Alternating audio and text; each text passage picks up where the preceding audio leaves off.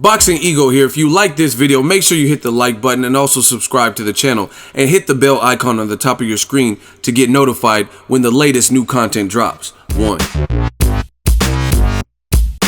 It looks like Jaime Munguia will defend his new WBO title against Liam Smith. Stay tuned.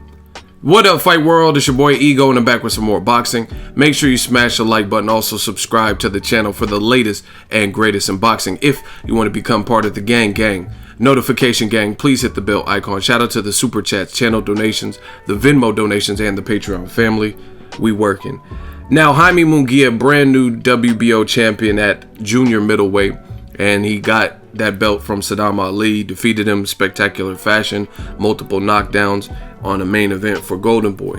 Now he's going to defend his title, it's looking like, against Liam Beefy Smith. And I have to admit, I really hate calling another grown man beefy. Hardcore rapper, but he's beefy. But that's besides the point.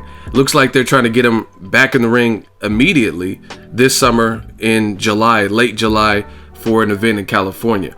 And I told you guys before the fight, the Golovkin-Vanes Martirosyan fight, before that fight, I told you I had spoke with Jaime Munguia's barber, and he said, hey, this dude's a beast, watch out for him. I think he's going to stop Saddam Ali. He's big, he can punch, etc. And he reached out to me, and he kind of confirmed this news that he believes this will be going on.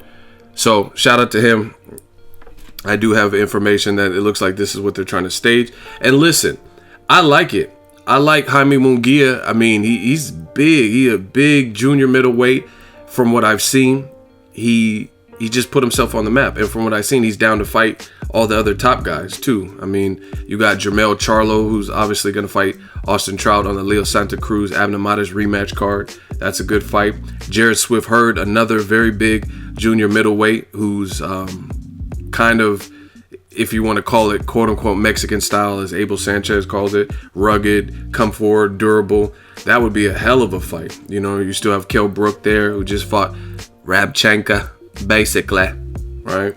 So a lot of good names that you can mix in the match at 154. And Jaime Munguia just placed himself amongst all these guys. He's a champion. So really at this point, the training wheels are off.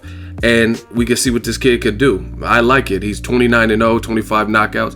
And it's very apparent that Golovkin and Jaime Munguia, Saddam Ali, their fights, since they were back-to-back, they should have probably been switched. You know what I mean? And instead of Vanes Martirosyan fighting against Golovkin, he should have fought Vanes Martirosyan off a 2-year layoff after he got knocked out in 2 rounds and stuff. It's looking like Vanes Martirosyan should have been the one fighting Saddam Ali at 154, and it looks like this kid Jaime Munguia probably should have got the fight with Golovkin at 160. Now, I don't take back, I did a video earlier or whatever about this fight. The Nevada State Athletic Commission rejected this. They're like, hey, this kid's 21, he hasn't really fought any of the, you know what I mean, the app names in the division, plus he's a 54 pounder, so him to move up to 160, we're not going to approve of this Golovkin fight.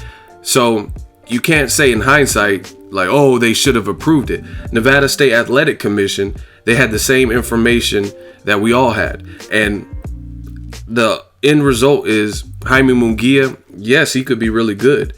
But at the time of them rejecting it, he hadn't faced anyone. Now that he fought a champion in Saddam Ali, you know what I mean? But I will say this is not taking anything away from Munguia. Saddam Ali, I always thought he should go back to welterweight. I mean, he got stopped at welterweight. That's my dude. But he got stopped at welterweight by Jesse Vargas, who's not necessarily the biggest puncher. So I figured there could be issue because the guys are a lot bigger at 54. Like you look at the 50, even for Kell Brook, I've said the same thing about Kell Brook. He's probably a bit bigger, and he showed he was pretty durable versus Golovkin at 160. But still, you're in a different 147 to 154. It's a bigger jump than some people think. You know what I mean? I've been next to Jared Hurd. I've been next to prime welterweights and stuff like that. And there's a size differential with most guys at 54, the top guys at 54 and the top guys at 147. So, you know, I really felt Saddam, I'm not taking anything away from Munguia. He did what he had to do, and he emerged, and he put his cap in the hat. You know what I mean? But I don't know if Saddam Ali really belonged. He fought another guy, Miguel Cotto, who's not really a big 54 pounder.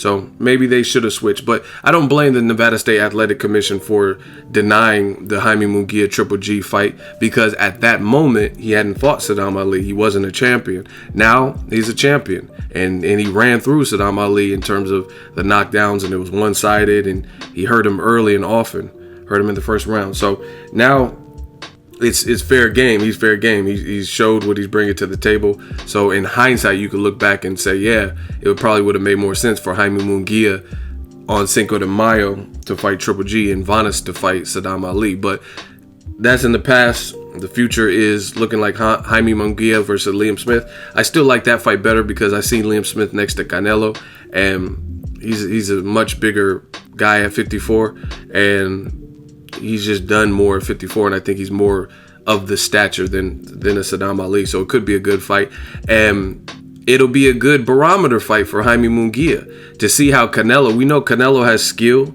We know Canelo has power. So if Jaime Munguia goes in there with Liam Smith, Canelo stopped, if I'm not mistaken, stopped Liam Smith to the body in round 9, and he looked pretty tough. Liam Smith looks pretty tough. He also fought Gary Corcoran, I think. But if Jaime Munguia goes in there and does another seek and destroy job, then hey, we might have something with this kid. Let me know what you guys think, but I'm definitely checking for, I'm always checking for anybody who's a top fighter and new player, and this one just happens to be a champion. So big respects to Jaime Munguia.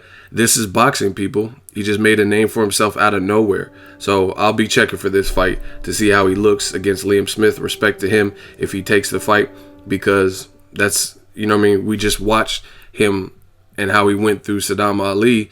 So to take the fight coming off an injury, because he was supposed to fight Saddam Ali, but then he got injured. So I respect Liam Smith if he takes this fight too.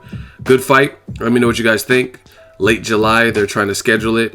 I will give you guys an update if this does happen or doesn't happen. Make sure you smash the like button. As always, hate, comment, and subscribe. Till next video, is Ego signing off. So if you enjoyed this video and want more content like this on the channel, you can show your appreciation by going to the PayPal donate button or the YouTube support button, and you can donate any amount that you feel is equivalent to the value of this video. Much more to come. Thank you guys for your support. Boxing Ego, the future of boxing.